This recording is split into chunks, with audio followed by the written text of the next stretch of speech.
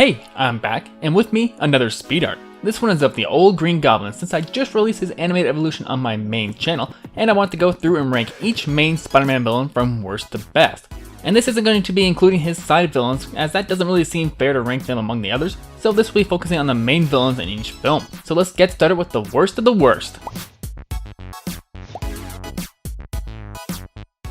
But first, I want to thank Skillshare for sponsoring another video. Most odds if you're watching this, you're probably interested in animation or illustration, so Skillshare is the perfect place to really start honing in on that creativity, as well as other creativities. I highly recommend Shaban Tomi's class on character animation, which uses Adobe Animate, the same program I use, and I actually watched through this whole class and was able to streamline some of my own work. It goes through the whole process of creating characters and animation from beginning to end, so it'd be a great place to start as a beginner or brush up on your skills as a semi-professional. Skillshare has so many classes on topics like photography, filmmaking, graphic design, or even cooking, and there are new premium classes added every week.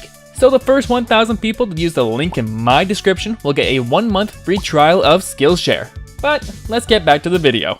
And in last place at number 10 is the Green Goblin as he's portrayed in The Amazing Spider-Man 2. I don't even know where to begin with this one. The acting choices by Dane DeHaan are baffling once he transforms. Prior to him becoming the Green Goblin, I'm okay with his performance, it's just not the best. But him teaming up with Electro at least made for some interesting scenes, although the chemistry between him and Andrew Garfield is pretty much non-existent. Like, I thought these guys were long-lost best friends, but they act like they're complete strangers, and even the design of him is way too overdone and weirdly gruesome. Feels like they just wanted to make him different enough from the 2002 Goblin, but they went way too far.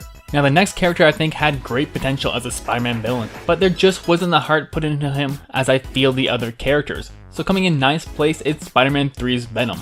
The look of him here is quite smaller than his comic counterpart, and retains the suit texture of his Spider-Man. And when he's in his Venom form, he doesn't really talk or show much of a personality. They basically have Topher Grace show his face the entire time, and I get it. They pay for the actor, they might as well use him. But I just want to see more Venom. He really comes off as too much of a throwaway villain, only showing up in the last half hour of the movie, and having such a little amount of screen time. So that's why Venom 2007 is much lower on my list than I'd like.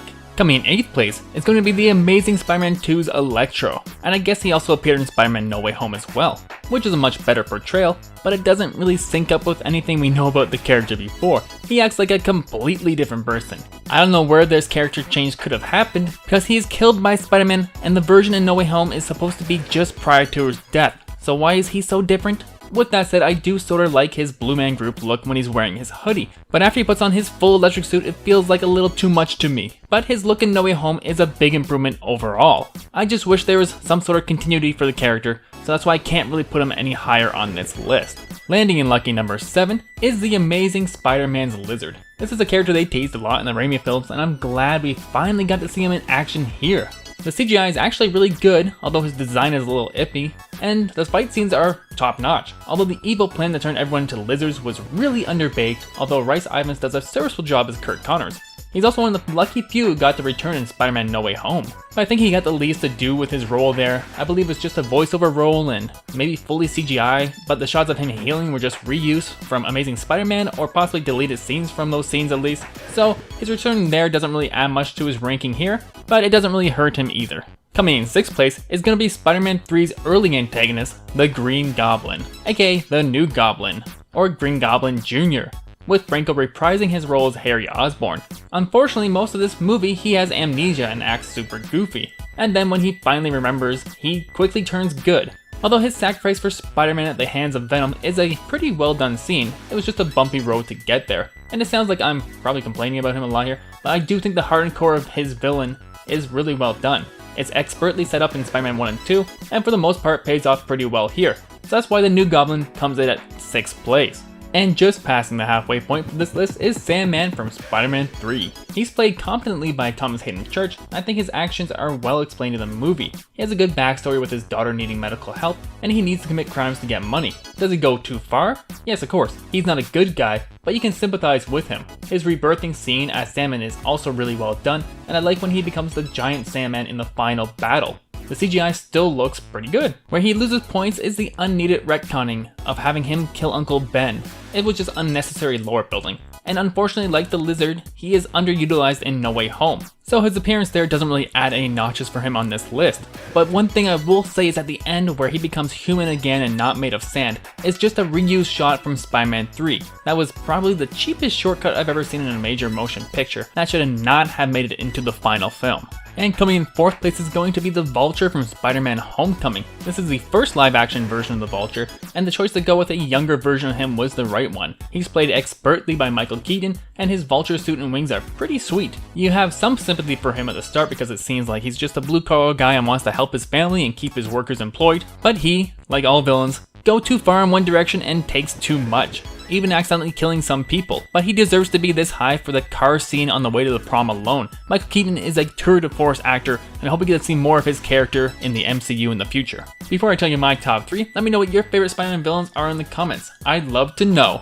Rounding out my top 3 is going to be Mysterio, another character who has only appeared in one film, but his actions had a ripple effect into the next film and the entire series as a whole. Jake Gyllenhaal is an amazing actor, and to get him in a Spider-Man film is just a treat. Some of my younger viewers may not remember, but he was briefly considered to take over the Spider-Man role in the early 2000s. But that never happened, so to have him here face off against Tom Holland's Spider-Man now is really awesome. Mysterio uses technology instead of strength to attack Spider-Man, aiming to mentally destroy him, and these sequences are amazing to see, although they are probably a little far-fetched with how the CGI and everything works, with the trickery they're doing, but that's not really a real thing. The only thing I have against him here is he's just another disgruntled employee or associate of Iron Man, so he doesn't really feel as connected to Spider-Man or Peter Parker as some of the other villains have. Also, I need to mention his suit is amazing here. Such a great interpretation that retains his comic look, but doesn't make him look too goofy. Gliding into the number 2 spot is going to be the 2002 Green Goblin. I thought about putting him in first, but had to save that spot for my next choice. So what can I say about Willem Dafoe that hasn't been said a million times?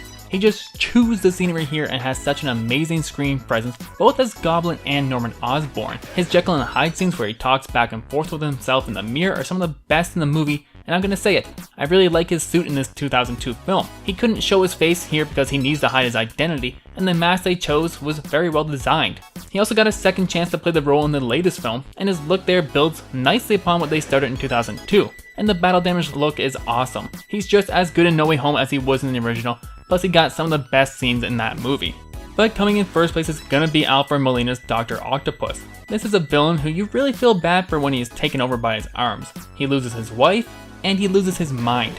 You get some really nice scenes before his transition when he's mentoring Peter Parker, and it really seems like he wants to do good for the world. So when his arms take over and he puts all of New York at risk, you really hope he can snap out of it. Plus the scene where his arms come alive and take out the doctors is absolutely terrific and totally feels like a Sam Raimi Evil Dead scene. It also hits me every time at the end when he's finally able to regain control and sacrifices himself to save the city. It's such a wonderful moment, and he also got another go at the character in No Way Home. And while he doesn't get to shine as a villain for too long, it's nice to have him team up with the Spider-Man later on. Plus the train sequence where he fights Spider-Man is by far the best Spider-Man action scene we've gotten in the last 20 years. So for those reasons, Dr. Octopus comes in first place. So that is my ranking of every Spider-Man villain. Feel free to leave your own ranking below, and if you haven't seen it, check out the newest video on Teleman going through Green Goblin's evolution. He has some definitely weird looks that I didn't even know about until I started researching it, so it's a really fun video. I think you guys will really like it, and I want to thank Thomas Downey for joining the Patreon recently. You are the man, and until next time, I've been Aaron, and I'll tell you something later.